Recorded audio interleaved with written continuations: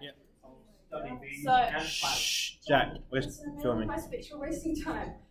Left Hand of Darkness explores concepts such as sociology, gender politics, and the concept of humanity has always and will always be complicated.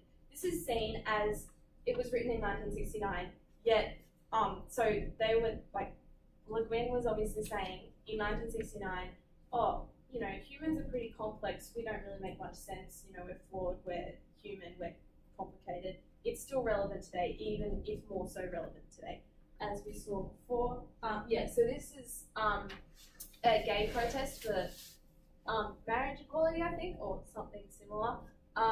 So it relates directly to current society as, so this is kind of it's even more relevant than it was back then. So that's kind of reiterating the fact that it's a projection to the future of who we could be and who we are. Sorry, am I taking too long? Okay, sorry. Just type in what you're saying. Yeah, okay. So it relates to all these things such as Australian laws changing the definition of marriage, which has been something that's been going on last year and is still kind of happening. Some really, really opinionated views and people disagreeing and clashing. And also radical feminism, not the good feminism, but radical feminism, where it's defined as eliminating male supremacy and also eliminating biblical traditions. So, for example, I had a little example here. Colossians chapter 3, verse 18 to 19 states, "Wives, submit to your husbands as is fitting in the Lord, and husbands, love your wives and do not be harsh with them." Radical feminism is all about eliminating these gender roles and having a sort of equal basis, but radical feminism is more about just like getting rid of men because they don't like men.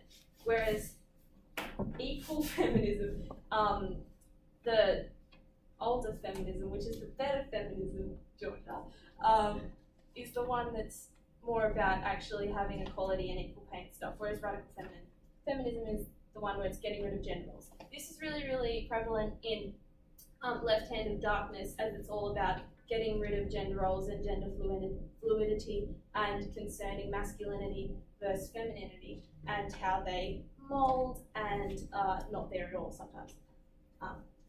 That's how Left Hand of Darkness shows who we are and who we could be. You're at 12 minutes now. 12 minutes? Really? Wow, okay. Well, okay. Christopher Nolan's Interstellar 2014 is a film that was made in 2014. Sorry. Quite bang. Anyway, it's a complicated film with layers of real-world science mixed with a mind-bending fictional narrative. If you've seen Interstellar, you understand it takes like 5 or 6 times to watch it before you actually like get what's going on in it. It's really complicated. Like this speech. Able to communicate through.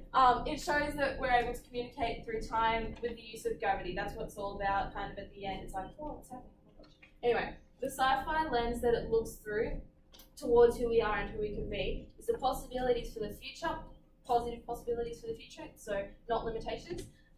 Love across dimensions, which is, so it's kind of a mixture of soft science fiction and hard science fiction because it has the hard science fiction, whereas in that it's, it's all about space and time and black holes and stuff, which is all science. But it also brings across this element of love, which is soft science fiction because it looks into psychology and sociology and stuff like that.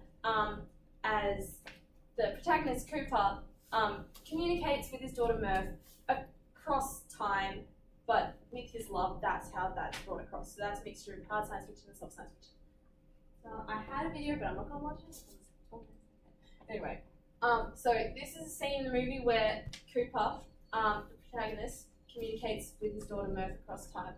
So yeah, you can see there's obviously the soft science fiction element and the hard science fiction element, emotional and science. So it's all about higher dimensions communicating through the fourth dimension. So it's like future talking to the present, and it's really confusing.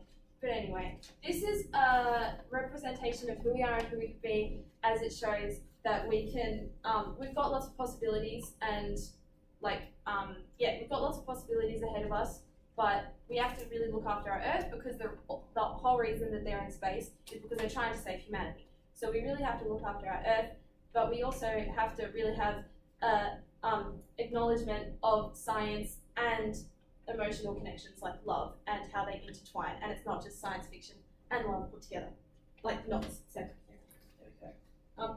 Ray Bradbury's The Pedestrian is my. Okay, I'm sorry. Ray Bradbury's The Pedestrian is my last text. It's a short film, a short story. So the concepts we'll be getting behind it is technology and control, and how technology does control, and how innovation creates destruction. That's my concept that I came up with from reading The Pedestrian.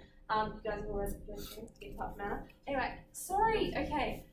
So Leonard Mead is the protagonist, like one of the only characters in the short story, and he uses really, really emotive dialogue, whereas the other characters who are robots, they don't really use emotive dialogue at all, which contrasts between emotive and science, and that contrast. So this is our society now, we're all on our phones and stuff, and that's technology, and that's what Ray Bradbury's The Pedestrian is talking about. It was written 20 in seconds. 1950, and it's projection to the future, because this is what we're like now, over emotion with technology. Okay, should I read my quote? No. Oh, Quick, you got 5 seconds. Wait, should I do my No. conclusion? Okay, thanks, Izzy. Oh,